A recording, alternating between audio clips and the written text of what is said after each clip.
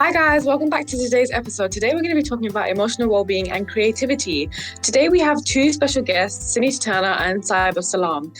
Sonita is a person who works with young carers daily and is also an expert who understands the importance of emotional well-being. She's a trained Samaritan, and in this episode we're going to discuss her roles and how they've changed due to COVID. She's picked up a few new hobbies such as junk journaling and also has adopted a grave last year, which she'll be mentioning in today's episode. Saiba is the Vice Chair for Waltham Women's Network and an advocate for supporting well-being through volunteering. Holding a degree in psychology, she is also a social prescriber, supporting people greatly with their emotional health. Throughout this lockdown, she has been keeping herself busy with upcycling, which she'll talk about more and show off her amazing DIY skills in this episode. So now you've got to know our guest. I hope you guys enjoy the episode. Sonita, I'm just going to start with you just as a general question. How did you start your training to become a Samaritan? How did you get into that? It was a good sort of 5 years ago now. And I remember seeing an advert, I think, possibly pop up somewhere on the internet, just asking, would you be interested in being a listening volunteer?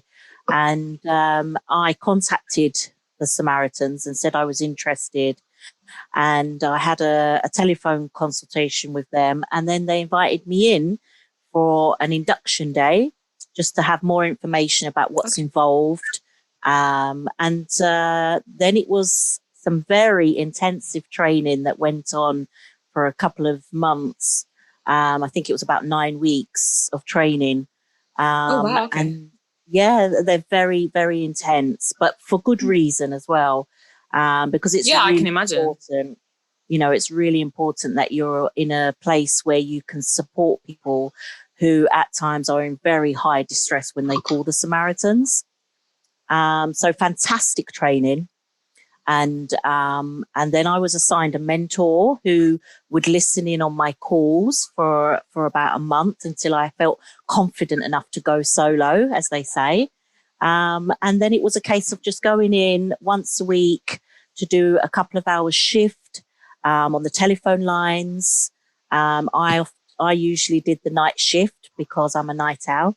And very often you'll find that's when people call Samaritans during the late hours of the evening or the early hours of the morning because they're alone with their thoughts and feelings. And I did that for a couple of years. And then I upgraded over to Festival Samaritans, which was life-changing before COVID, obviously. And you wouldn't think you'd need a Samaritan at a festival because people are there having fun. But believe it or not, that's actually where some of the most important calls, and we still call them calls, even though we're having face-to-face interaction with the punters.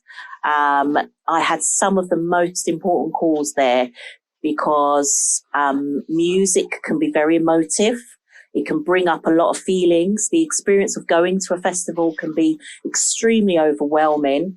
And then you've got the very real reality that people are drinking, often intoxicated, taking substances. And so a lot of past trauma or just, feelings, distressed feelings will often come to the surface. And so we have a fantastic big tent pitched at all the festivals. We go to all the big festivals like Glastonbury, Festival, Reading Festival. The crowd is young, old, and everything in between. And we're there. Just basically someone can come walking up to us and say, "Hi, can I talk?" And you say, "Yeah, come and sit down." We have a little chair or a bench and we sit down and talk. And it's immensely rewarding. It's one of the proudest things I've ever done joining the Samaritans. And I will give their number at the end as well. I've heard about Samaritans a lot. People have this idea. Yeah, I've heard about Samaritans a lot, but I've never really... There is this idea that you only call Samaritans if you're feeling suicidal. And yes, a lot of the calls are from people who are feeling suicidal, but that isn't the only reason. People call Samaritans when they're lonely. They call Samaritans when they're just feeling upset. Perhaps there's been a recent event, a death or a breakup of a family, all sorts of reasons. Naturally, during COVID, those calls have spiked completely. People are scared, people are lost, people are lonely. There's all sorts of things. People are worried about their financial situation, their housing. Samaritans literally are there for any type of emotional distress. And they're 24 hours a day as well. So that's really helpful. I think that's the fantastic thing, that they're 24/7, because I've signposted quite a few of my patients to say, you know what, Samaritans are there for you, you need someone to talk to, even in the middle of the night, because that's when you feel so lonely, you know, just with your thoughts. So it's a fantastic service. It really is.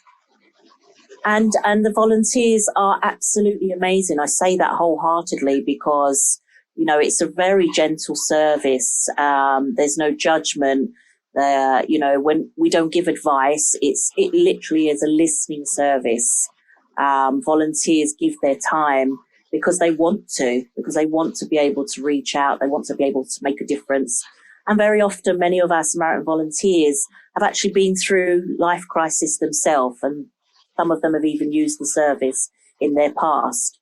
So, you know, it's real human service. That's how I would describe it. Yeah, that's really nice to hear. Just to add on about obviously the spike in calls for COVID, just in general, just to both of you, do you think there's been a kind of boost in the awareness of mental health, like over lockdown? Because I've personally seen it a lot through social media, and how there's a lot more awareness and just like services available. Like I didn't realize how many services were available towards people who were struggling with mental health up until this year in lockdown. And I just think that's a really nice positive change to see, rather than it being disregarded and kind of hidden in the shadows.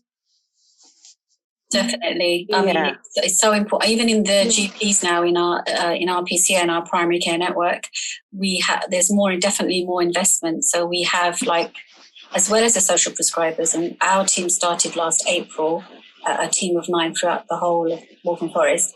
And we've got health and wellbeing coaches just started. We've got a care coordinator, and we kind of overlap with our services. But definitely it's about your emotional wellbeing more than just, you know, medicine and that kind of thing. I think as well, one of the biggest things, and in a sort of strange way, positive thing, that one of the biggest things that's come out of COVID is, I think now everybody, and I use the term everybody, has come to understand that emotional health and mental well-being is not just something that afflicts a certain type of person or a certain class of people. It's not about having specific conditions that means you're mentally ill. I think the wonderful thing is now people have realized since the pandemic that mental health and emotional health actually affects every single one of us. Yeah. And it's something, that's why I think we're seeing this huge expanse of awareness and services and people talking about it. It's a daily conversation now because people fully understand actually this is a global thing. You can literally be anybody from any walk of life and you can have a mental health experience. You can have your emotional well-being completely decline or deteriorate. And I think maybe perhaps in the past it wasn't seen or understood that way. I think often when you use the word mental health, people sort of freak out a bit and like, oh, no. That's nothing 100%. To do with me. You know, I'm all right. I'm normal. I'm okay. And I think there's a bigger understanding now, that it's not just this scary thing. It's about our emotions. It's about our thoughts and our feelings. I've often said that your mind can either make you or break you. And because of the circumstances of COVID, there's been so much loneliness and isolation. There's been the struggle of not being able to have human contact. And that's had a huge effect on people's, emotional health and their mental health. People who perhaps, in the past life, before pre-COVID, would never have even considered it. something that, would affect them. And I think even down to employers now recognizing that their employees are struggling for various reasons. And I hope that going forward, even after COVID, that will become a real, cemented thing that employers and managers will understand that, sometimes employees need to have an emotional health or mental health day. Perhaps they can't face doing what they would normally do sort of quite robotically on autopilot. Yeah. There's this understanding, I think, that, we're all human beings, and even the employers and managers themselves need to have time out or need to work a little bit slower some days. And this is a whole new thing. It's quite exciting in its own way to think where this could go in the future. So yeah, I'm really looking forward to that. I can definitely, one of the positives that's come out of COVID is that so many people have reevaluated what is important, and that it's not just work, and that we do need to nurture ourselves, like what we need on a creative side and all those kind of things. That it's not just something that is good for our self-worth, something that helps us with our confidence, doing something different that is enjoyable and relaxing, because obviously, I've seen it with so many patients. So many emotions are resurfacing and are intensified, like bereavements that happened a couple of years ago.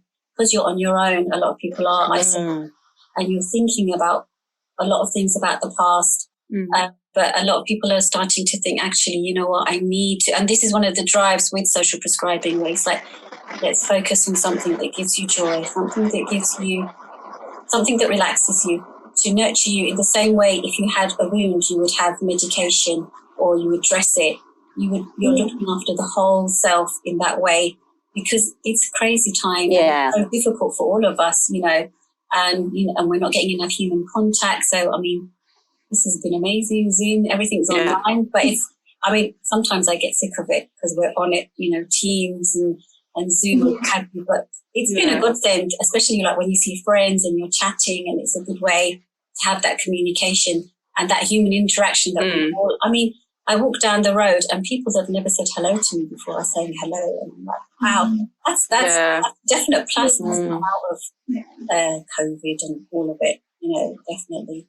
Definitely people have reevaluated what's important, and not just about making money, but slowing down a bit. And I think that's what I appreciate about, because I'm not rushing. I get up, I switch on my laptop, and I can be in my PJs and just call up the patients, do my follow-ups, do my referrals without all the rushing, getting ready. And in that way, the life has slowed down. Yeah. It's giving me the opportunity to, say, for example, be a bit more creative. I've had, so I happened at the beginning, I spoke to Manwar about this. I had a project, I started my project. So a couple of years ago, I decided to rip away the wood on my stairs because it was like, it didn't look good. And I'm just going to rip it away and see what was on. And then it showed some beautiful Victorian spindles, but they were kind of loose and they needed some work. So I got a joiner to fix it all. And then at the beginning of the pandemic, it was my very conscious decision that this was going to be my project on the side to intense work, because speaking to patients every day who are depressed, isolated, need the food bank, everything. And then this was my time out away from the computer, especially when you're sitting on it, right? Yeah. All day long. And also my teenage daughter was 16, and I felt we needed something creative and something for both of us to do together. So I spent, sometimes I wouldn't spend any time. Sometimes I'd spend an hour or so, but I'd make sure that I wouldn't get completely drained or tired by doing this. And it was like, in my head, it's a slow project. And I literally had 4 coats of paint to sand and use paint stripper and what have you. So it was quite laborious sometimes. But it gave me so much joy, and it really helped with my emotional well-being, because it was my way of switching off, maybe put some music on, whatever, and just get on with it. And it was nice for me and my daughter to do. And it's been a massive transformation where I can show you. Shall I show you? Yes, do. Yeah, I think DIY has become like the new nation's hobby. It's been I tell you, yeah. my dad yeah. has gotten just excessive over everything. He's like, right, I don't like how this looks. I don't like how this looks. Right, we're going to change this. I'm like, Dad, we're going to change the whole house at this point. Do you know what I mean? Like, come on now. Let's calm down. It's that sense of achievement that you get once you've done it. Yeah. You know what? I did that. And I'm like, yeah, I didn't even need a man. I did it all by myself.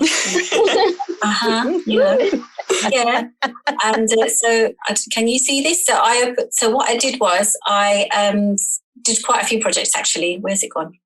Here's my stairs. Oh, wow. Right? Wow. And I'm so pleased with this. I had to strip it, and there was loads of nails in the carpet and coats of paint. And then I was like, am I mad? Shall I do this? Because it's a bit weird. Is it a bit crazy, the stair rises? And I thought, you know what, I'm going to do it. And if I don't like it, I'm going to change it. But actually, I love it. Absolutely love it. So I did this. That is so nice, yeah. It's amazing, yeah. And then in the end, I started doing different things. So I did this, which was bedside tables, because I decided to rearrange my furniture in my room. So this is what they looked like before. Wow. And it's amazing what a little paint and some do. Honestly, it really is the little things. And it's given me such a boost, I can't tell you. And also like this, so because I was missing like going out. So I just like bringing the outside in. So I did like the wallpaper on the chimney breast.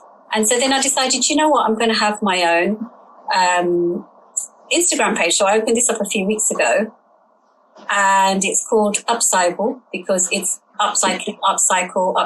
My name is Saiba, play on the word, etc. But it gives me so much joy, like to just, be able to just transform, especially with upcycling. I've become a bit obsessed with it too, which is when I'm working on it. Go down and do it. And my kitchen looks like a construction site completely, but I don't care. I'm just like, you know what, I'll get a piece of, another thing is you get a piece of old furniture and to be able to bring it back to life and to transform it. I something that someone's going to be chucking away. And you think, you know what, I'm just going to, like this one. This one I absolutely loved, because you see the handles were all falling off. Yeah. And I filled it. And that is really pretty. And then also, I love it because it was transforming it, and with this trying techniques as well. So this is special decoupage paper, and it's fiddly to work with, but I tried to keep in with the Art Deco design. And I love it now. And my kids are like, are you sure you want to sell it? It looks so modern. I don't know. It's such a unique shape. Yeah, the shape is lovely, isn't it? And the legs are quite in now as well. Yeah. But and then, spray painting the handles and just completely, and somebody wanted to chuck that and I kept it. I thought, I'm going to transform it. But it's definitely helped with my confidence as well, because obviously I've got a page now and everyone's like, oh wow, and you're like, yeah, you know what, I did that. I feel good. But yeah, that's lovely to see. Yeah, that's amazing. So Sonita, what have you been doing in lockdown? Keep yourself busy. Yes, good question. I think I'm a bit like Saiba in the sense of very much there was this need for a sense of, because for me the biggest thing was being taken away from the outside world. And I guess I've always seen that as that's where my strength is, being outside and engaging face to face, with people. And that's where I've always felt confident and impactful. And suddenly I had to reevaluate everything, and obviously that's where the telephone befriending was really good. I was happy to be a part of that because it means I can still be in touch and interacting with other people who are in need, and I can still offer, my skills and my empathy and compassion. So that was fantastic.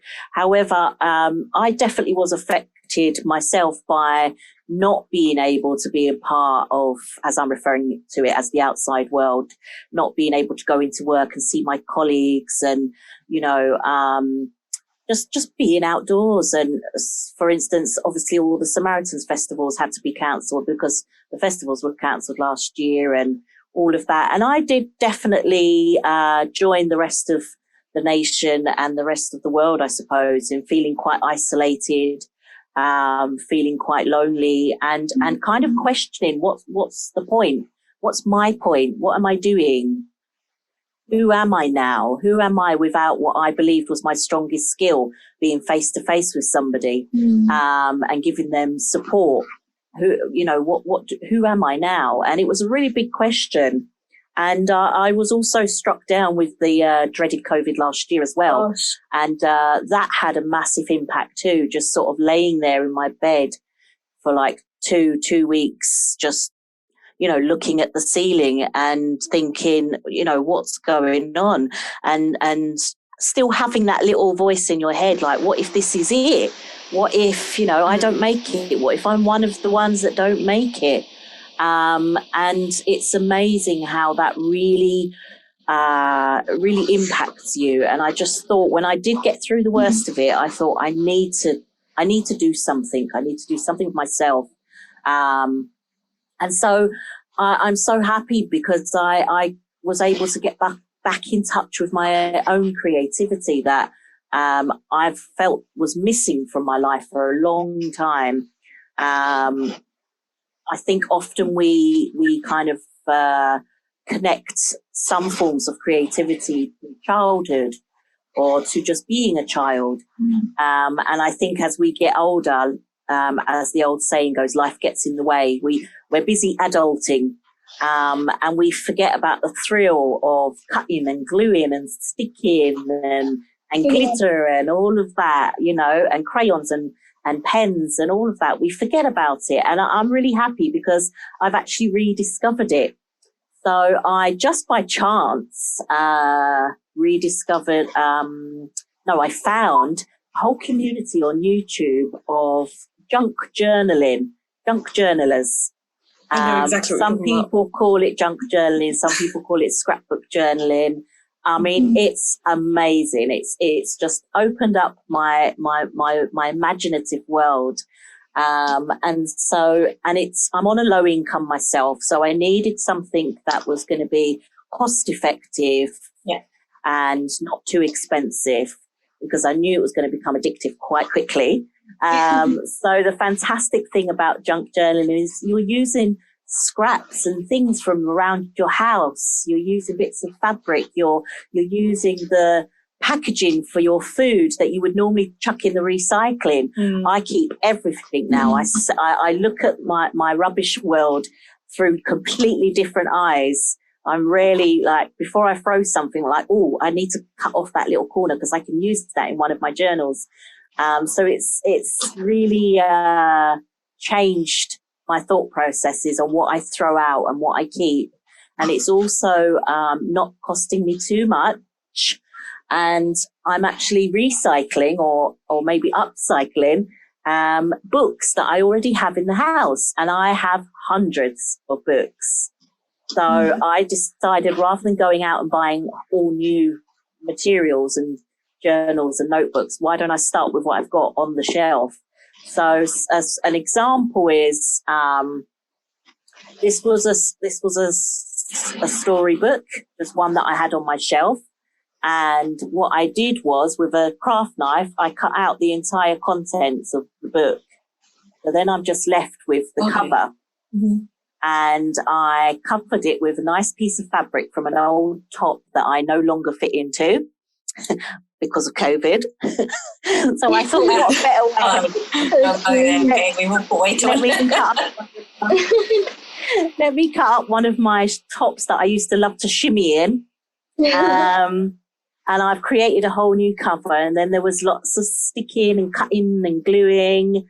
And it's all sparkly because I'm a big fan of sparkle. Yeah. And then I've decorated inside. And then what you can do is you can get your own pieces of paper and create your whole pages and bind them back into the book in various ways, or you can actually keep the book that was in there, and you don't have to have cut it out. You can keep it in there. And what you do is you actually decorate the pages themselves. So you can buy a writing pad, a notepad from one of the supermarkets for £1. And you can tear out the pages and stick them in. So these pages then become useful. You can write on them, but you've got the print around the outside that then serves as a decoration.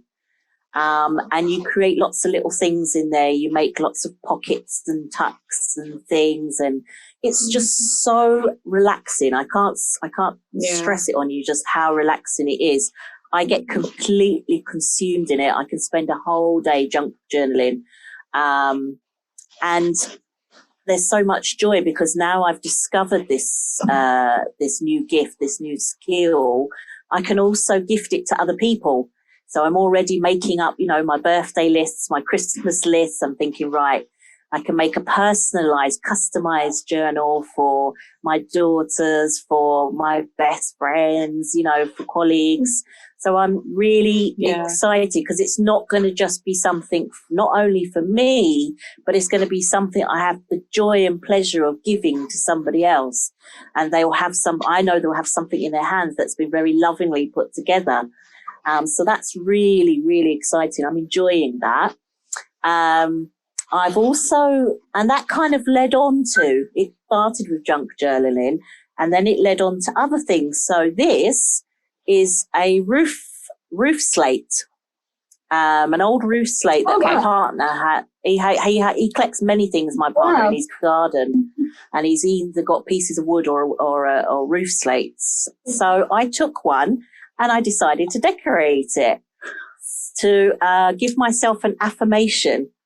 So I decided to tell myself I am enough, because many days we don't feel like we are enough. Many days we question our value and our self-worth. So I decided, I painted it. I did lots of gluing and sticking, and then I varnished it over the top. So it's there, it's cemented for life. And then I went on to eBay and I just got a little stand for a couple of quid. And now this can stand on my mantelpiece and I can look over at it. And it's like a little message there, just a reminder. If I'm having a bad day, I can remind myself, Sonita, you are enough. It's okay. And it's amazing how these things are suddenly just sort of almost pouring out of me. I'm suddenly feeling the need to paint affirmations. So I've invested in a few canvases, again from the pound shop, got some paints and, just painting messages for myself. And I just want to my intention is that by the summer, I'll just have them sort of dotted around different places in the house so that everywhere I go, there's a piece of positive affirmation there. That's really nice, that is. It's been important to me because I will say I've always had depression my whole life since I was a teenager. And I do actually take medication for it. And it's been life changing, I think, to be able to tap back into and rediscover creativity, because there's a real therapeutic aspect to it, but there's also just that feeding the soul. And I think also tapping into your inner child. We all still have our inner child, but I think we forget about them as we get older. So often some days when I'm doing all this cutting and gluing, I feel quite giggly. I feel quite free. I feel my favorite YouTuber, the Paper Outpost, when she decorates and journals, she says, journal with reckless abandon. And I love it when she says that, because she's like, there's no mistakes. When you're being creative, there's no such thing as a mistake. Any mistake, what you think is a mistake, you can paint over it. You can glue and stick over it. Nothing's ever a mistake. Or she calls them happy mistakes that turn into something more colourful. So there's a fantastic community there on YouTube. And one more thing. I don't want to take over too much of the space, but I also gotten into making my own earrings now. Oh, wow. That's So, really cool. this is a little pair that I made earlier in the week. They've got little butterflies on them. That's so pretty. And it was so simple. The whole thing cost me no more than about £10. So you've got these little tools here that help to hold everything together when you're trying to work with. You've got the little connector hoops that connect your little charms onto your earrings, and you use these for that. You've got the little hooks that actually go into your ears. Get a little bag of those. All of this came off of eBay. And then a little bag of charms, all different various charms. And now every day I'm walking around swinging my ears like, ooh, look at me. And again, it's something that I can gift to others. Yes. You know, all for about £10. Yeah. And it's a feel-good factor. It's I feel meaningful. I feel like I've got a hobby that, you know, I'm using my hands. You know, we live in the digital world. Everything's about screens. There's something wonderful about using your hands. It's very tactile, and you're looking at the end product afterwards, and you're like, I did that. And again, that's building, as Saiba said earlier, confidence and self-esteem. You know, I did that, and I can't wait till, you know, I'm going back out again and I can start gifting things to other people and seeing the joy on their face. When COVID was at its peak, I've had to give it a rest, but I'm going to return to it now that the restrictions are lifting. And that was, I adopted a grave. So our local churchyard in Walthamstow, it's a huge place in terms of maintenance. And so the head gardener there, Tim, he came up with this wonderful idea and put up posts all around the graveyard, because it's a very well visited graveyard as well. Just saying, would you like to adopt a grave? And it's basically your plot to then, you know, look after and tender and maintain. And I thought, fantastic, because I live in a very small flat. I don't have a garden. There's a garden downstairs, but it's really not easily accessible to me. I can use it, but I'm sharing that space as well with everyone else that lives in my block. So my outdoors connection with nature is very limited unless I physically go out. And I wasn't during COVID.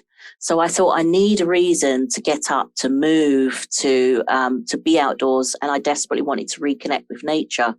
So I decided to contact him, and I said, I'd love to adopt a grave. I know nothing about gardening. I don't have a green finger to speak of. But I chose my plot. I was allowed to choose my plot, and it's just been so joyful looking after it. Yeah. It's a very, very old one. I think it's from I want to say it's like 1950s. Oh, wow. Or it could be 1850s. So there's a husband and wife there. And I like to sort of create this little story. Again, it's feeding my imagination. I'm like, so who was Ruby and Herbert? You know, and so there's this little story in my mind. I'm thinking about them. What was their life like? And as I'm tending their grave, and, you know, I'm learning about how to plant, how to, you know, what things to treat your soil. This is a whole new world to me. And again, there's the pride afterwards of looking at it and thinking, wow, look what I did. Yeah. You know, I washed down their stone, and, you know, I've got plans this summer to make it look so pretty, and to carry on where I left off last year before COVID got really bad. And I got a little message from Tim, just because he obviously goes over there and glances around because he's the head gardener. And I got a text message last year sort of saying, I've noticed what you're doing with your plot. It looks really good. Keep up the good work. And it was kind of like having being a kid at school, and the teacher goes, "Well done, I see you." You know, and that just felt so good. It's such a lovely initiative. I had no idea that even existed. Yeah, I think it would be nice if it happened in more areas. Definitely. It's a very unique thing. And it's so good because I know now when I come out of lockdown, that's the first place I'm going, which will be helping my body. It will be helping me shift, you know, excess weight. It's going to help my joints because they're really bad from having been sitting down for a year. And I'm really looking forward to it. You know, I'm surrounded by the trees, the birds. You know, I'm even going to buy a little bird feeder and just sort of attach it to a pole so it's there on my little plot. You know, it's amazing nice. How that can be as well. Being near nature, being near trees, how well, I mean, I can remember this was last year before lockdown. I went to Virginia Waters with my friends and we did the long walk. The following day, my skin was better. I was like, what is this? Just from the outdoors, I was like, wow, my skin, I need to do this more often, you know. And I felt so good. The kids loved it. You know, we had a picnic, chatted with my friends, and it was good for my soul. You know, I just thought, God, I need to do that more often. And you sometimes living in a city, you forget. And again, yes, exactly. And again, it's free. It's cost effective. Yeah. It doesn't cost anything. You know, I've invested in a spade. That's about it. But actually over at the churchyard, Tim keeps watering cans. He keeps little bits and bobs in the corner so that they're accessible to all of us. You know, and I've brought a few seeds from the pound shop, you know, really simple stuff. It hasn't cost me anything excessive at all. And it's a long-term investment because I get to experience my plot through all the seasons. You know, I get to notice. I notice things now. I notice when something's growing and, you know, I'm watching its life cycle throughout the seasons. And it's just opened up a little window, a connection. Again, I feel like it's feeding my soul. You know, we need to be connected to nature, as you say. And I think that's another thing that we've sort of lost or forgotten or we've had to put on hold. And I think it's something that's really important to emotional health and mental well-being. You know, to just sort of be stuck in the four walls is not good if you're someone like myself. If I have a low episode, it's not good for me to just be sitting here. I live alone, and home. You get so used to just doing it, and then you're thinking, why am I feeling so down? Actually, you know what? I need to get out, and that's why I went out this morning. Because I thought, you know, I am feeling a little bit low. I need to go out, and it was nice and sunny. I thought, you know, that's going to pick me up a bit.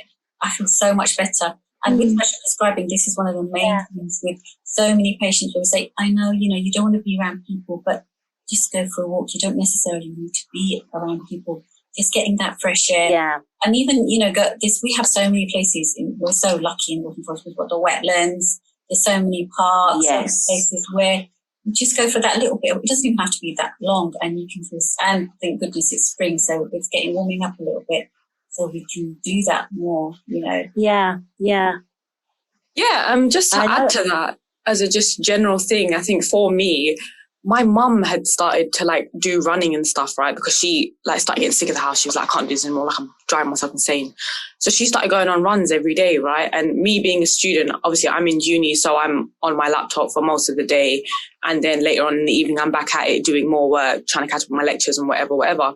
And she just said to me, she just come out on a walk. And I'm like, oh, mum, like, really can't be bothered. Like, I just don't want to. She's like, you'll feel so much better. Like, because I can feel myself, like, you can just feel your head closing in on itself. Like, I'm just like, I'm going to break at one point. And I was like, you know what? I'm just going to go. I'm just going to go with her.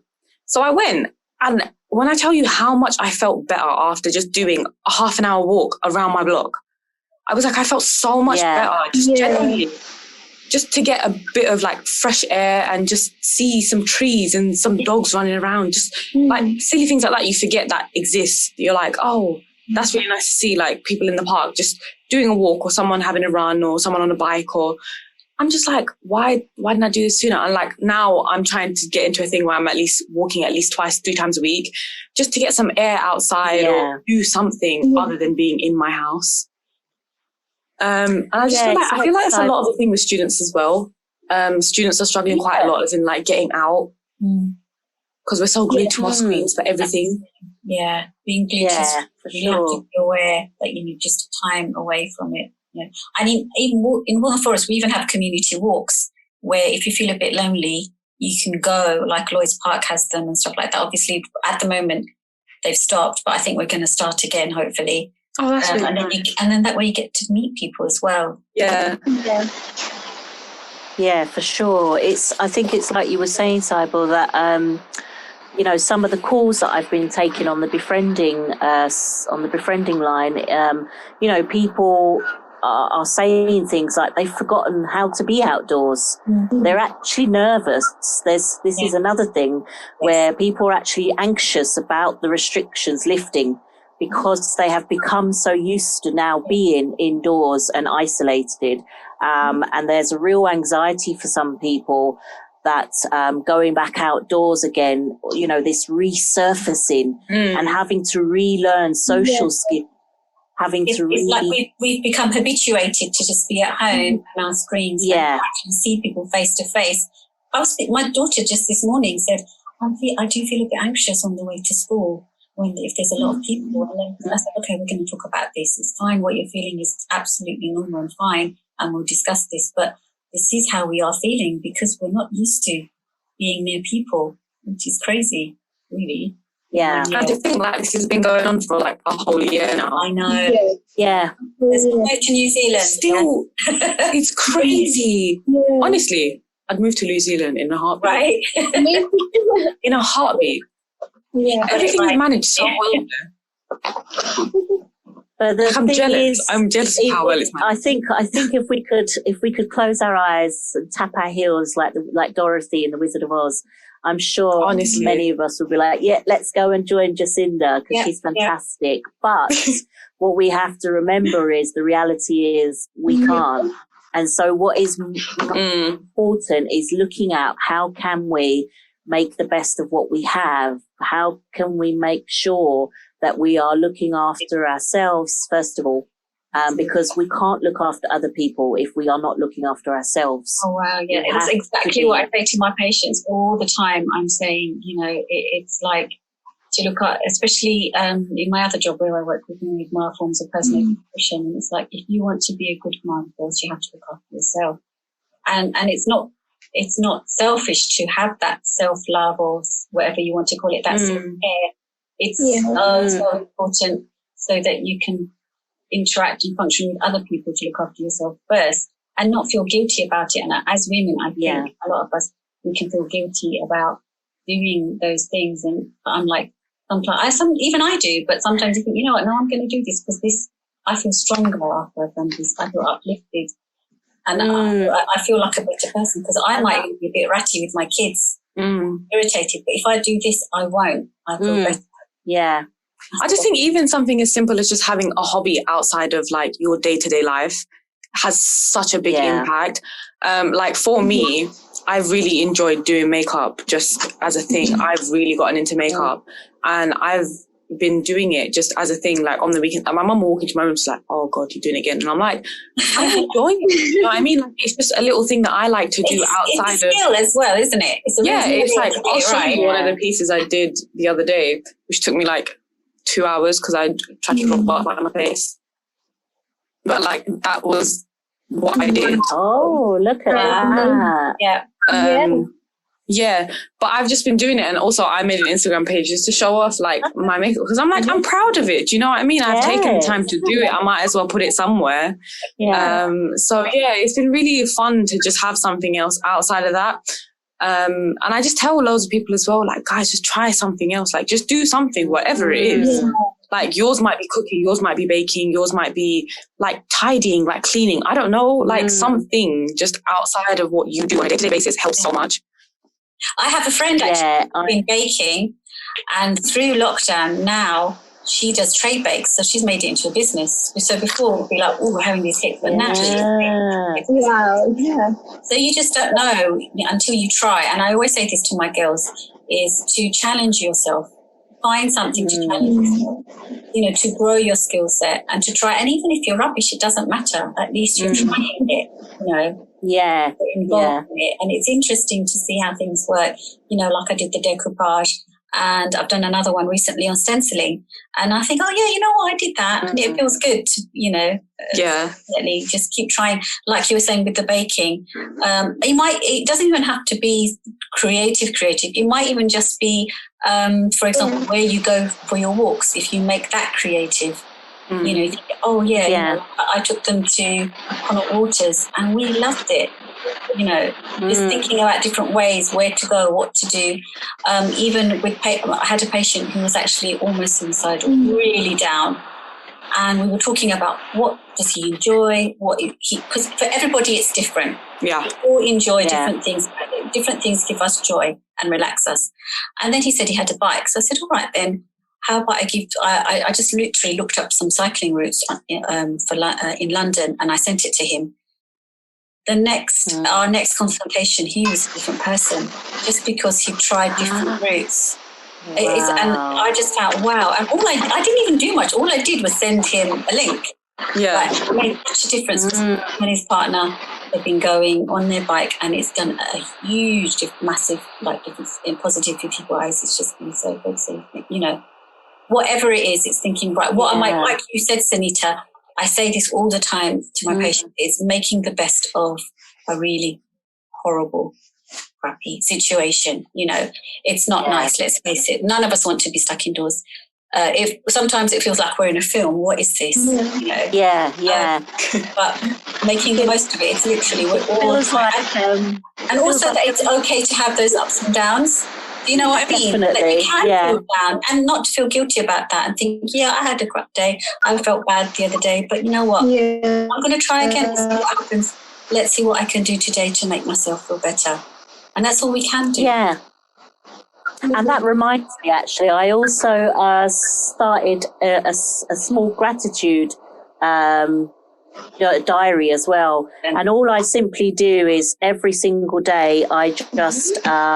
I write one thing that I did each day that was something positive that I did for myself. So it sounds like a selfish diary, but it's actually a self-care diary. And it's just me acknowledging that today, it might be as simple as, today will be that I did this because this has made me smile. I've enjoyed this. And it's made me happy. So this will be my entry for today. But it's just one thing each day. And even on the darkest, worstest, crappiest days. Yeah, absolutely. Just take 2 seconds out to do one thing for yourself. And it is wholly about self-care. Just one thing. It might just be, I ate my favorite ice cream and that will be my entry for Monday. As simple as that. I say exactly the same thing. I've always said, I say it to my kids as well, where you look at what you do have and be good. It might even be that we're breathing in fresh air or that we're not in a war zone. It can most simplistic, or there's chocolate cake in the fridge, like you were saying. But all these things, all these positive things can just uplift you and help you to get away from all the negative stuff. Because there's plenty, let's face it, right now. We're all having of course. And I guess as a writer, I'm a creative writer as well. And I love the idea that this will be my record of 2021, which will be, all forever recorded as one of our worst, times in history. Interesting to go back and look at it. Yeah. Full of lovely things that I did every day for, 2 years. For myself, and it'll be interesting reading back over that in a year's time, and just reminding yourself that actually you can still do something to to lift your emotions or to lift your spirits, regardless of what that might be. and I think, I think it's so important for us to get back in touch with our creativity. We have to be creative thinkers. We have to be, creative to get through this crisis. Yeah. I think everybody's had to operate in a way that they've never thought about operating before, no matter what level, where you're at in the world or what walk of life you come from. We've all had to become creative thinkers. But I think what today is about is let's be creative doers. So, you can think creatively, you can think out of the box, but let's do some creativity as well. Don't be afraid to get messy. Don't be afraid to sit down on the floor like a kid and, just really get stuck in, lose yourself for a few hours, because you will feel a lot lighter afterwards. Totally. It's so relaxing to just forget about everything and do something with your hands and get creative. Yeah, I think that's a really nice note to end on for today's episode. So thank you very much, Saiba and Sonita, for coming on today's episode. And I hope everyone enjoyed, and we will see you in the next episode. Thank you. Maria, just before I go, I did promise to give the Samaritans' number. So anybody wicked, please do. Is struggling in any way with emotional health, or just your day in general, anything, any moment in time, the Samaritans are available 24 hours, and it's a free phone, 116 123, and that's 365 days of the year. So, and they are absolutely wonderful people on the end of the phone. We want to say a massive thank you to Saiba and Sonita for being a part of this very interesting episode. We really hope you guys enjoyed and took something inspirational from today. Please let us know which guests from our community you'd like to see invited on the show. Which stories would you like to hear, and which topics would you like us to discuss? Feel free to leave your recommendations in the comments below. Thank you guys so much for listening as always, and we'll see you in the next one. Bye guys.